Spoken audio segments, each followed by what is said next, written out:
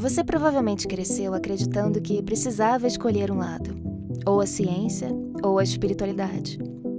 A primeira explicaria o mundo material, e a segunda explicaria só o inexplicável.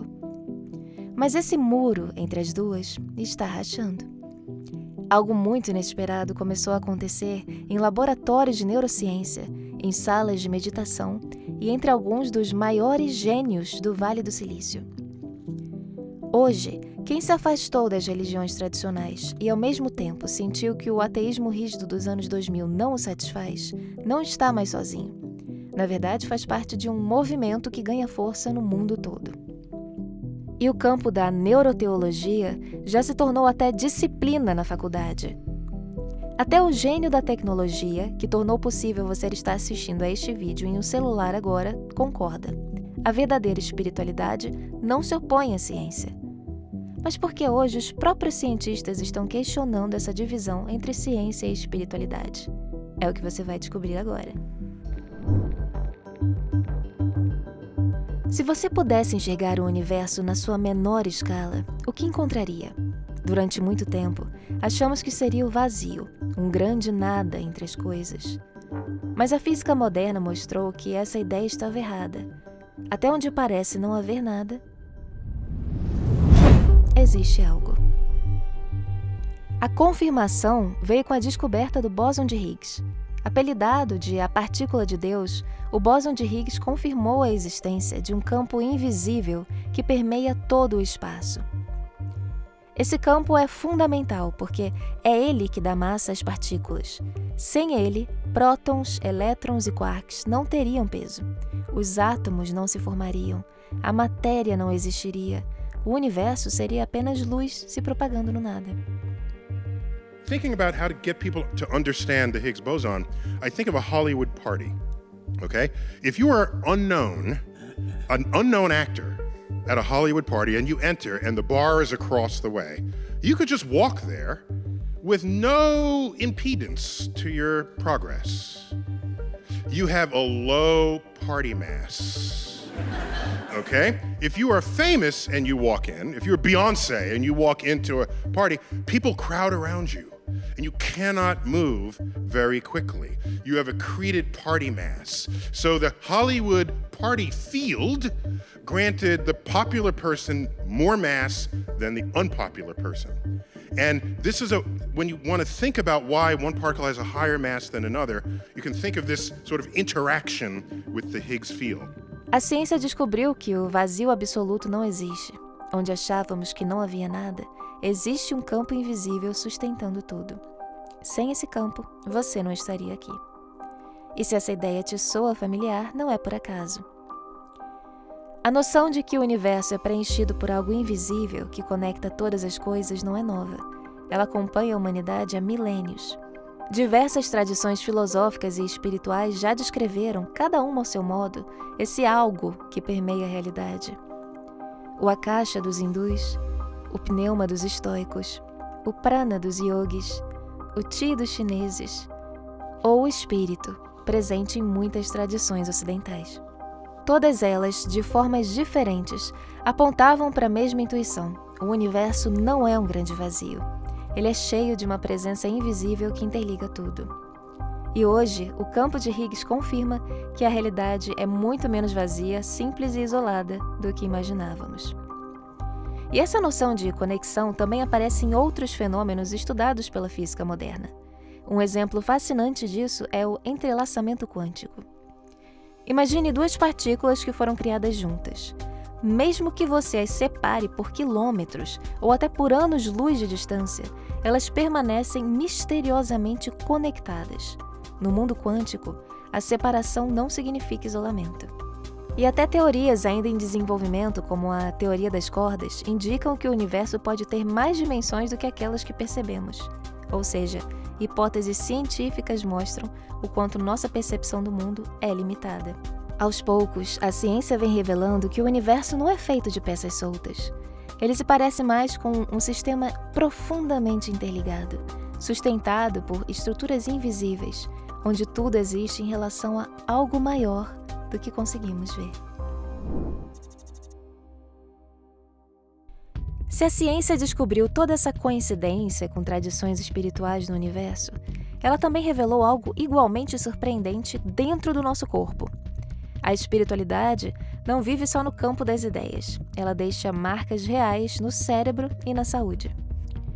Como explica o neurocirurgião e professor da USP, Dr. Fernando Gomes, a saúde vai além da ausência da doença e é um estado de plenitude que une corpo, mente e emoções. Muitos pacientes saem do consultório com todos os exames normais, mas ainda carregam desconforto, um vazio, uma falta de paz, de propósito ou de conexão profunda.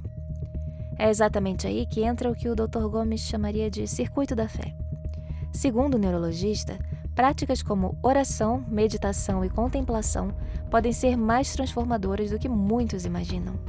Rituais, como observado em algumas religiões, rosário no catolicismo, os mantras no hinduísmo, a oração islâmica, a gira na Umbanda e muitas outras, são manifestações que acionam circuitos que sabemos que produzem calma, tranquilidade, bem-estar, fortalece o sistema imunológico e nos dá um senso de pertencimento. Córtex pré-frontal e sistema límbico integrados. A fé, isso já foi demonstrado, ela é capaz de promover benefícios incríveis para a nossa saúde. Pesquisas do neurocientista Dr. Andrew Newberg, da Universidade da Pensilvânia, mostram que essas práticas provocam mudanças mensuráveis no cérebro. Aumentam o fluxo sanguíneo em regiões ligadas à compaixão e ao foco, reduzem a atividade em áreas associadas à ansiedade e geram alterações positivas nos sistemas de dopamina e serotonina, os neurotransmissores do bem-estar e da sensação de recompensa. What do you see in someone's brain when you pray, meditate, or have a spiritual experience? What's happening? Well, the first answer is there's a lot of things that happen. And in fact, for any of the people listening who have had spiritual experiences, they probably know that it's not just one kind of thing that's happening to them.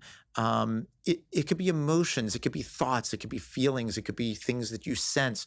And so if you actually think about spiritual and religious experiences, there are so many different aspects of our brain's function that really can potentially get involved. There's this whole network of structures in the brain that there's a pattern of activity within that.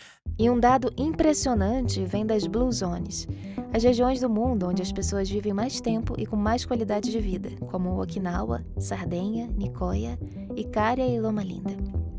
Independentemente da religião específica, o que todas elas têm em comum é um senso de propósito, comunidade e prática espiritual regular. A fé atuaria como um escudo natural contra o estresse crônico. A inteligência existencial olha para o céu e pergunta: por que estamos aqui? Qual é o meu papel nesse mundo?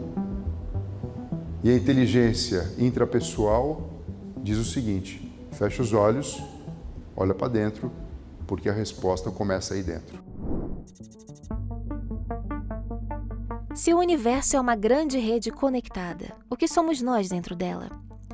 A ciência mais tradicional responderia que você é apenas química e eletricidade. O seu cérebro produz a mente como um computador gera imagens na tela. Mas e se não for bem assim? Cada vez mais cientistas respeitados estão questionando essa visão. E se a consciência não for produzida pelo cérebro, mas apenas transmitida por ele? Aqui entra uma figura fascinante, Federico Fadin. Você pode nunca ter ouvido o nome dele, mas usa a invenção dele todos os dias. E talvez esteja assistindo a este vídeo no celular por causa dele.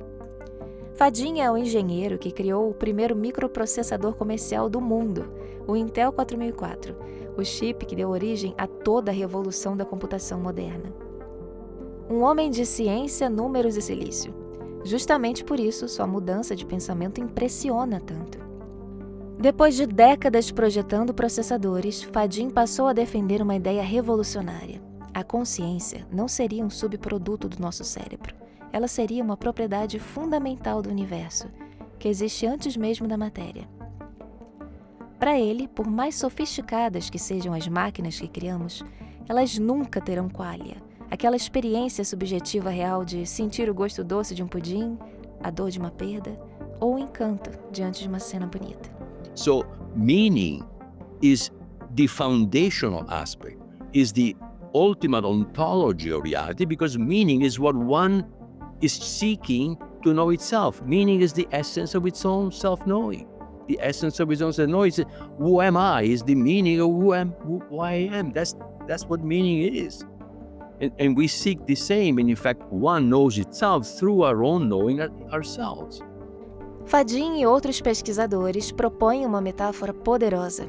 O cérebro não cria a consciência, ele a recebe como uma antena ou um rádio. O rádio não inventa a música, ele apenas sintoniza uma frequência que já existe no ar. Se o rádio quebra, a música não para de tocar, ela simplesmente deixa de ser ouvida naquele lugar. Essa ideia muda tudo. Se estiver correta, nossa mente possui uma dimensão que vai além do corpo físico. É o que as tradições espirituais chamam de corpo mental ou consciência não local. Estamos diante do que o filósofo David Chalmers chamou de problema difícil da consciência. Explicar como processos físicos no cérebro conseguem gerar experiências subjetivas. Até hoje, a ciência não tem a resposta completa, e é exatamente nesse espaço de mistério que ciência e espiritualidade podem voltar a conversar. O físico Sir James Jeans disse que o universo começa a parecer mais com um grande pensamento do que com uma grande máquina. Se ele estiver certo, não somos meros acidentes biológicos em uma rocha girando no espaço. Somos observadores conscientes, seres cuja mente interage com a realidade de formas que a ciência ainda está descobrindo. Ciência e espiritualidade são como as duas mãos de um mesmo corpo. A ciência nos ajuda a entender e transformar o mundo material. A espiritualidade nos dá sentido, propósito e conexão. E o divórcio entre as duas parece ter sido temporário. Agora, elas estão voltando a conversar.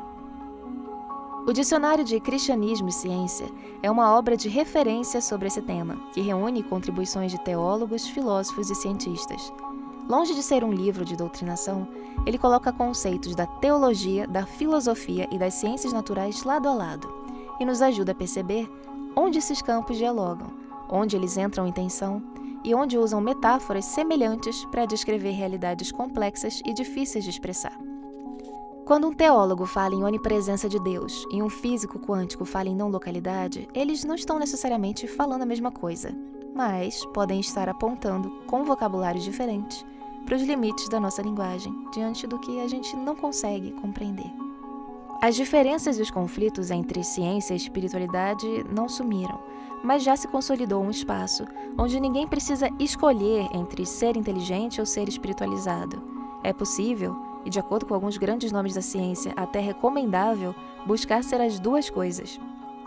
Muitos acreditaram que, para ser inteligente, era preciso ser cético de tudo, e que, para ter fé, era preciso ignorar a razão. Mas o que tem se revelado é uma realidade muito mais profunda. E se você faz parte do grupo de pessoas que busca essa profundidade e não se contenta com respostas fáceis, é para pessoas como você que a Brasil Paralelo existe. E por isso, eu tenho um convite. Use o link na descrição ou o QR Code na tela para se tornar um membro, aproveitando o plano mensal sem comprometer o limite do seu cartão de crédito. Nós não recebemos dinheiro público, nossa independência é garantida por membros. E ao assinar hoje, você terá acesso a centenas de horas de conteúdo que exploram a ciência, a história e a filosofia com a profundidade que você merece. São mais de 100 produções originais, cursos com os melhores professores do país e um catálogo de filmes selecionados que respeitam a sua inteligência. Muito obrigada por assistir e até o próximo vídeo.